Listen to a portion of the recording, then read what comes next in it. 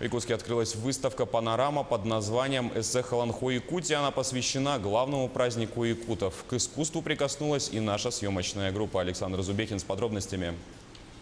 12 районов в одном зале. Родины Эсеха Олонхо. История национального праздника с 2006 года. Именно тогда якутский эпос признали нематериальным наследием ЮНЕСКО. На многочисленных фотографиях древо жизни Ал-Лукмас. Везде оно разное. Кроме фото выставлены национальные костюмы. Каждый эсер имел, каждый улус имел, только он проводит этот эсер, скажем, сунтарский, и он дает название своему эсеру.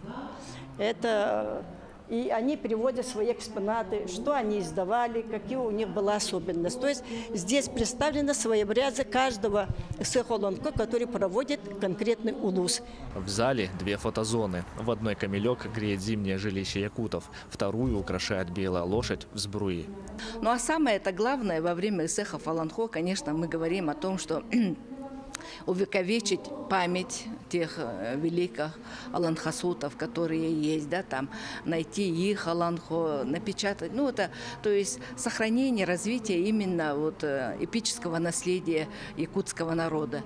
Салама, Олбох, Чапарах, Дейбир – предметы утвари разных лет жители и гости Якутска могут увидеть именно здесь. Обратить внимание на отличие эсехов Олонхо каждого улуса и развитие праздника за 12 лет. Такова задача организаторов выставки.